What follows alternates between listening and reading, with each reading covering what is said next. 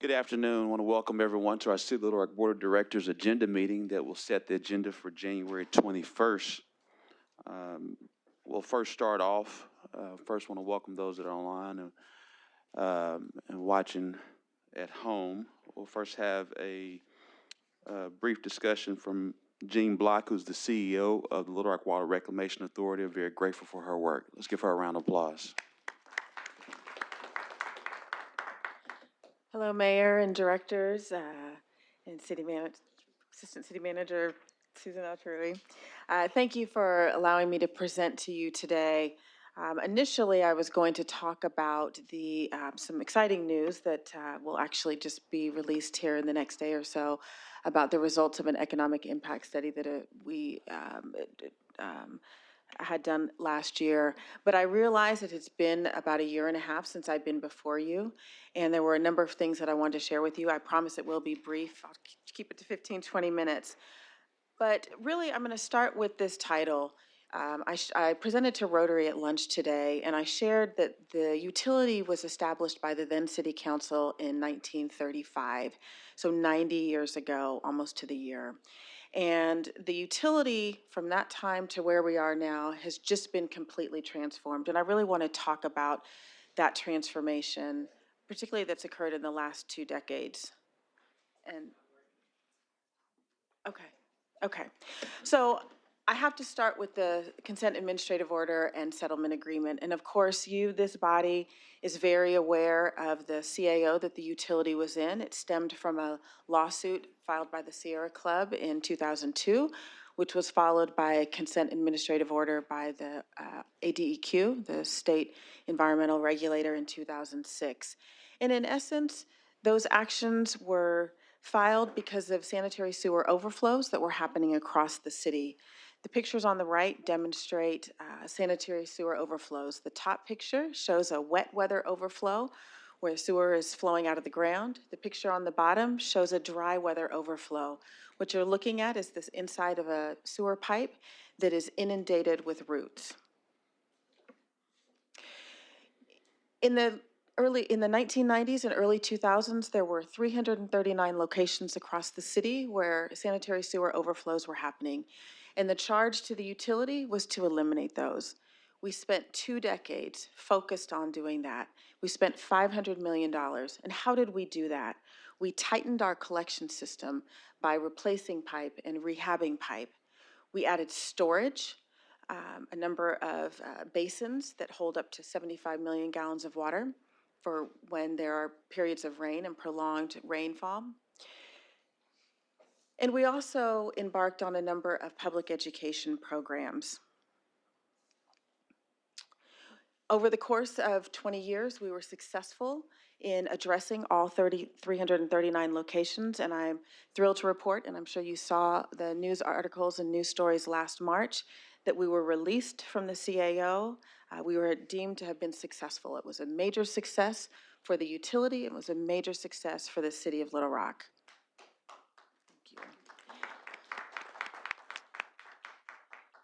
And how did we do that? Through a number of system and operational improvements, starting with adding storage capacity, 3 large basins off of Scott Hamilton.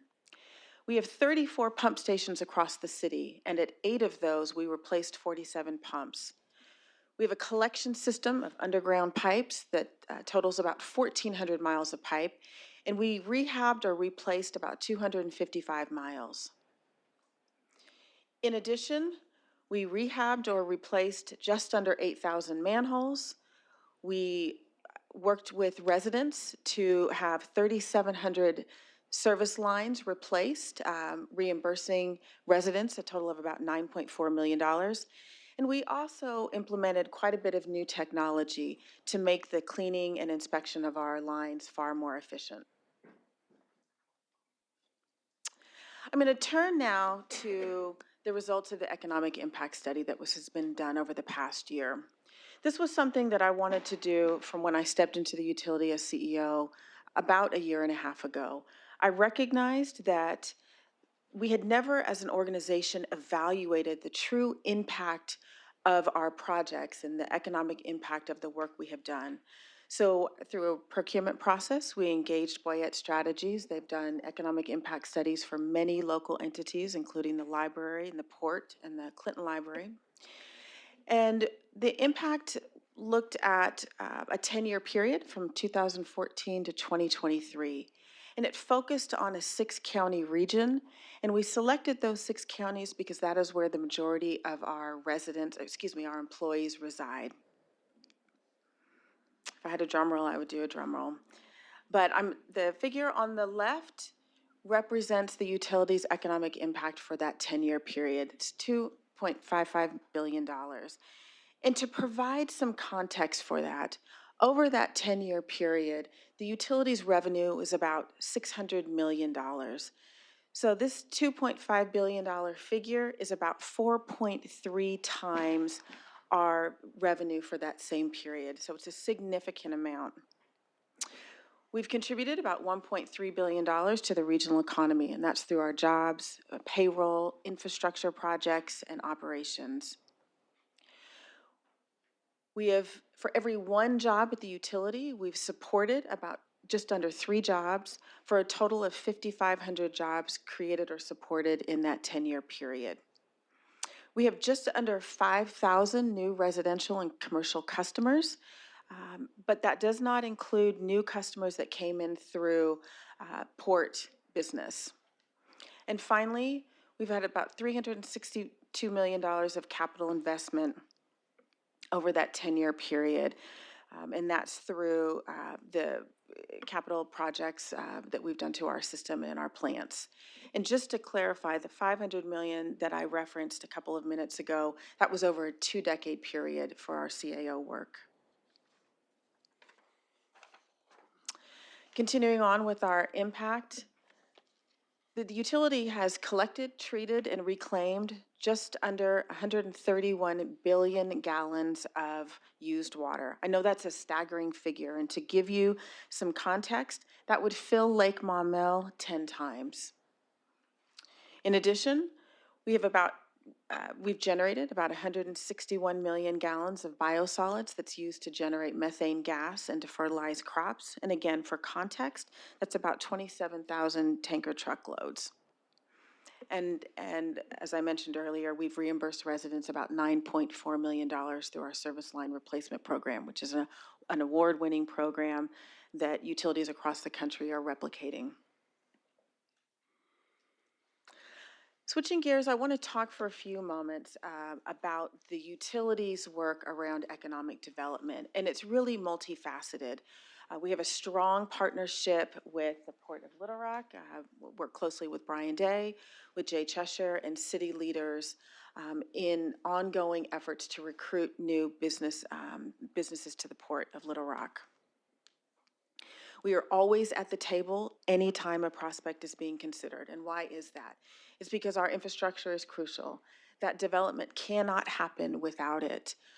The picture on the left, you'll see our Director of Environmental Affairs, Director Rebecca Berkman. She attends every single meeting when a prospect is being considered.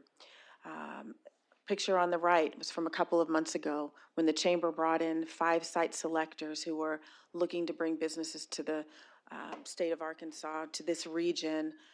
The Chamber held a breakfast where myself and the CEOs of Entergy Arkansas, CAW, and Summit met to talk with the site leaders, site selectors about our capacity and our infrastructure, how we're open for business. What I shared with them is I always look to get to yes, find a way to meet the needs that they have from a wastewater standpoint. Here on the screen are just a couple of the companies that have been announced as new businesses in the port. And again, we have played a critical role in all of the discussions that led to their deciding to locate here. And in the past 10 years, the utility has been involved in the recruitment of 34 unique prospects.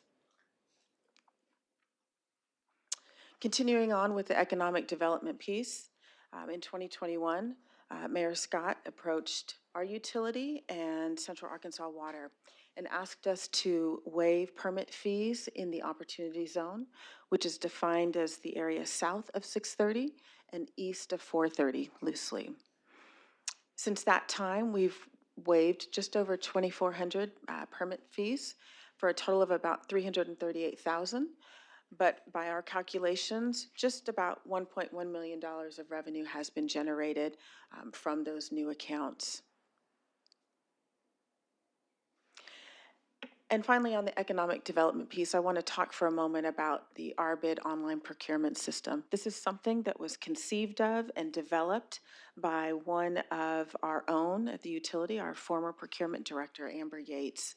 She recognized that there was no single location for businesses who want to bid on government and other entities' procurement opportunities to find them. And instead, they'd have to do multiple searches at multiple sites. So she created what's essentially a one-stop shop. And you'll see on the bottom of the screen the 9 entities that are participating. We have 626 minority and women-owned vendors who are registered and 785 additional small businesses that are registered. And through this portal, they have a very easy and efficient tool to use to find business opportunities.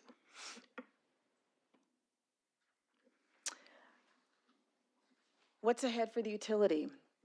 We've spent 20 years and $500 million focused on what we call our horizontal assets, our pipes underground. Now we'll be focused on our vertical assets. This is the equipment at our treatment plants and at our pump stations. In addition, we've just commissioned a rate study to evaluate our rates. It's been 10 years since that was evaluated. And essentially what we're doing is determining whether the rates that are currently in place are sufficient to support the utility's capital needs for the next 10 years. And we expect to have that study complete over the next few months. Water reuse. That is something that we hear from, we are asked about our capacity to support or provide reclaimed water on a regular basis, particularly companies that are looking to locate to the port. But we've also heard requests from local entities. If we were, Arkansas is a water-rich state, and because we are water-rich, we don't necessarily think about using our reclaimed water. If we were on the West Coast, it wouldn't be, we wouldn't really give a second thought to it. And what am I talking about here? I'm talking about irrigation purposes and for cooling water. So that's something that we will be exploring over the next year or so. And finally, we're focused on our people and our culture. It is my near singular desire to create an environment where our employees feel valued and empowered and look at the utility as a place that they want to spend a long career. I invite you to connect with us on social media if you're not already connected with us. And before I take any questions that you may have, 2 quick things. First, I want to acknowledge City Director Lance Hines. He was just been awarded the Public Service Award through the National Association of Clean Water Agencies. This is given to current or former elected officials who have demonstrated exemplary commitment to and service to their community and the environment, specifically around water issues. For those of you who don't know, Director Hines has been the liaison to the utility since 2011, so nearly 15 years, and he's been a staunch ally. Thank you. So we'll get to present this to you at our commission meeting next month. And then this last thing that I want to do is introduce the utility's relatively new Chief Operating Officer, Ryan Benefield. Ryan is an engineer by trade, has been with the utility about 7 months. And as I hear from you and my staff and I work on various constituent issues, I pull Ryan in as well. And so I just wanted to introduce him so you can put a face to a name. So with that, I'm happy to take any questions.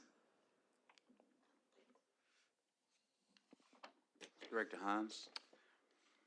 Gene, thanks for coming in and give us this. I appreciate all that work you've done transitioning from the chief legal officer at the utility to the CEO role.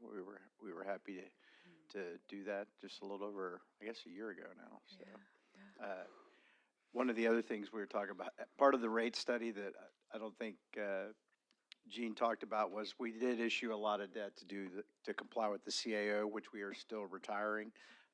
We're doing most of that with rates and stuff, and we've pushed out that in the future, but the favorable rate structure we have, we need to retire those notes before we are forced to refinance at a higher rate. So that's something that I'm sure will be included. But I appreciate the presentation, and thank you. Absolutely. Thank you. Director Miller. Thanks, Mayor, and thanks, Gene, for the presentation. I heard it at the Rotary Club, and it was just as good today, now, as it was then. One thing I want to make sure everyone hears, and that is the program that you have for homeowners to get $2,500 to help replace their line from their house to the public hookup. That's right. I think that is important, and that's something that is done in the form of a grant. So I want to give you a chance to brag on that just a little bit.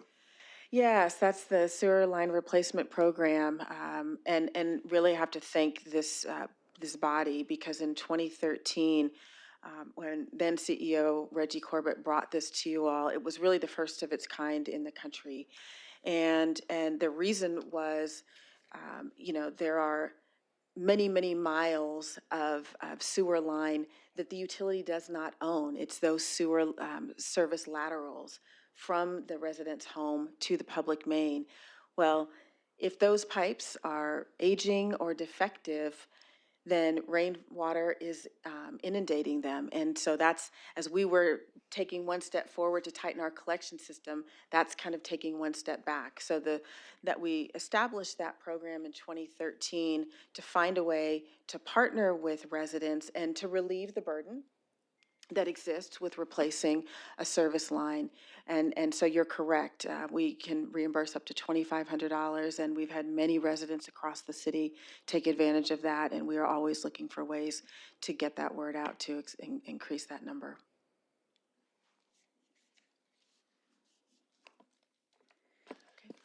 Gene, we just want to share our appreciation again to you and the entire team of Little Rock Water Reclamation Authority, particularly what you do for our environment, overall business infrastructure, and particularly economic development. You all play a critical role in economic development. We know we have a lot of things on the horizon in 2025.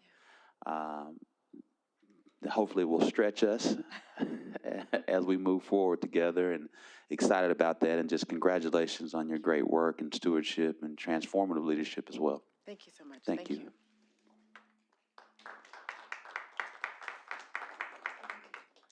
Members of the board, we have 3 modifications for the agenda. Any questions on those?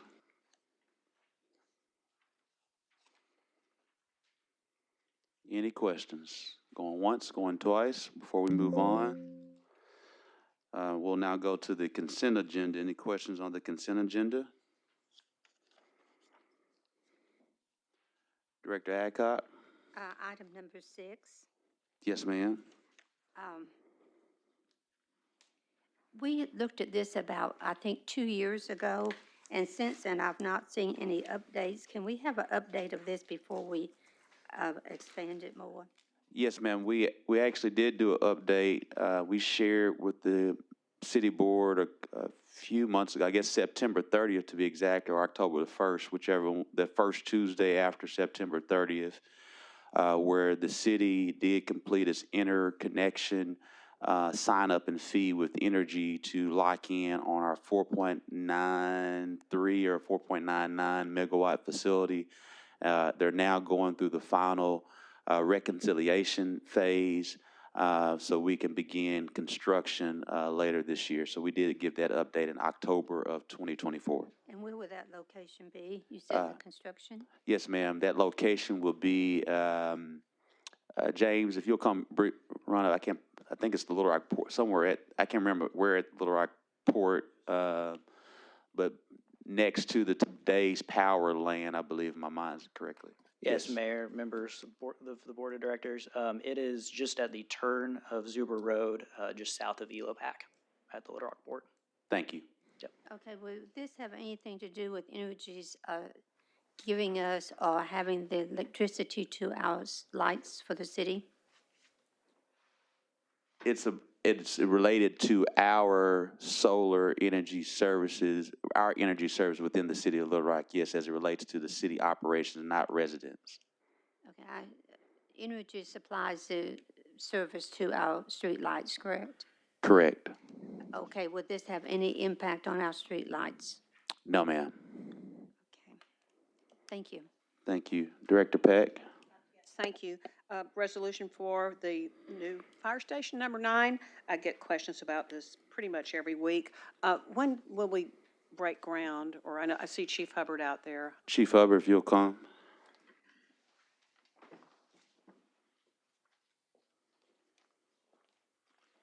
Good afternoon, Mayor, Board, Director Peck. Great question. With this particular contractor who's been awarded the bid, we now are just going through the contract signings and all of the subcontractor selections. So we're looking at anniversary date. I wanted to surprise you with that one. Anniversary date of the actual tornado. We're looking at March because the contractor, and I agree with him, he says he doesn't just want to have a ceremonial groundbreaking. He actually want to have steel on the ground and go right into construction right after the ceremony. So we're looking at around the anniversary date of the latter part of March. My fake birthday, so it's my fake See, birthday. I knew it was something special I do about it. have a fake birthday, for real. Well, that's very exciting, and Walnut Valley is just thrilled, and so I'll be looking forward to seeing some earth move and some steel dropped. Absolutely. Thank you. Yes, ma'am. Members of the board, any questions on the planning development items 8 through 15? Director Hines? Yes, Mayor. Like some explanation on item 10 as to how much money we have expended. I had a short discussion with our planning director earlier, but I wanted some clarification and had a question. I don't know if it's for Tom or staff on the recitations in the actual resolution. Yes, Mr. Jordan, if you'll come approach.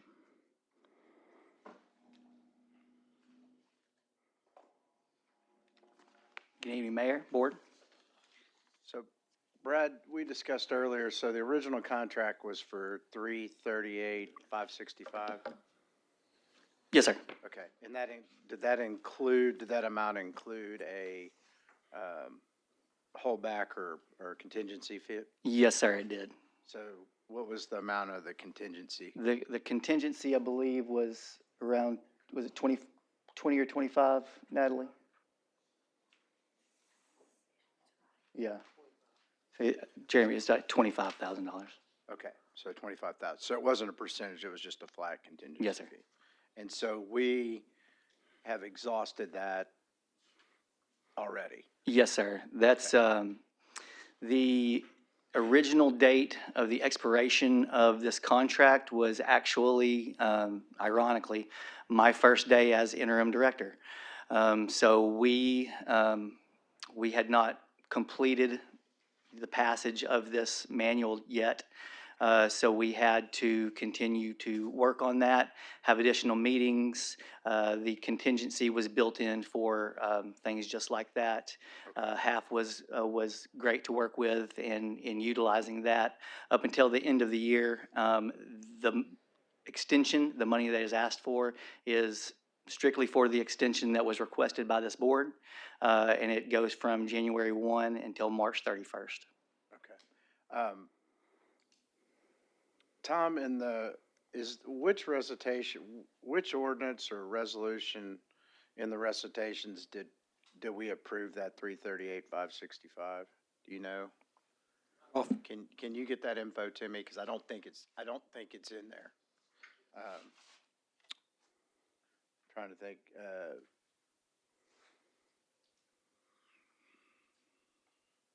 I think that's all the questions. I'm going to ask this to be held separate, Mayor, because I may very well add it back to consent, but I'm going to ask it to be held separate. Thank you, Director Adcock. Yes, item number 13, it says 1 or 2 uses. What are the 1 or 2 uses? No, ma'am, that's I-2 uses. It's Okay. I-2 permitted uses. Okay. So would you like a presentation on that? Yes, please. Yes, ma'am. So that would be number 13, that is Z10072. The applicant is requesting that the 12.17 acre property located at 3611 Mableville Pike be rezoned from R2, single-family residential, to PDI, planned development, industrial, to allow for I-2 permitted uses located in Ward 1. This is to allow for the existing auto repair uses and for I-2 permitted uses. The existing building that is there now is a 7,840 square foot structure. It has historically been used as a transmission business. And the conditions that were set forth in this plan development, because there are some major floodplain issues at this property. The conditions set forth were no outside uses unless FEMA approved. I-2 uses must be enclosed, and all auto-related uses must be enclosed as well, unless it's for parking for staff. Okay, and item 14, Item 14, here that, again, we're taking one lot and putting duplexes or multifamily on it. no, ma'am, these are, those are both single-family properties. Are they on- going to be rental or, No, ma'am, they will be sold. okay? And then on item 15, you've got 2 lots and we're putting 4 duplexes on 2 lots. Is there any opposition to this by the neighborhood? We didn't receive any opposition at all. In fact, this area here, it's a sort of a pocket of R3, but if you look at the zoning map, it's surrounded by industrial. So this would be a perfect spot for this. Okay, on 14, was there any opposition from the neighborhoods? Not, for 14, I believe we had one person come and they thought that it was also going to be duplexes as well, but when they learned it was single-family residential, I believe that they were satisfied. Okay, thank you.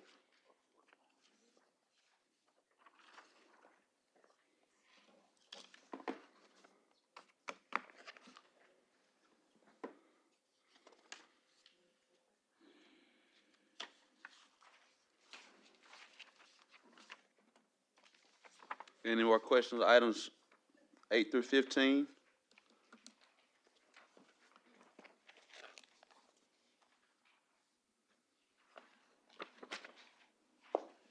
Before we adjourn, Director Peck, do you want to, I don't see this on the, whatever we got passed out, do you want to?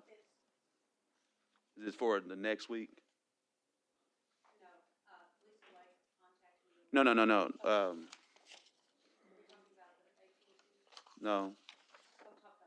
I mean, is it for the next week, or is it? Because it's not on the agenda right now. I'm gonna see. Modification. Oh, man. Okay. Okay, I missed that. I apologize.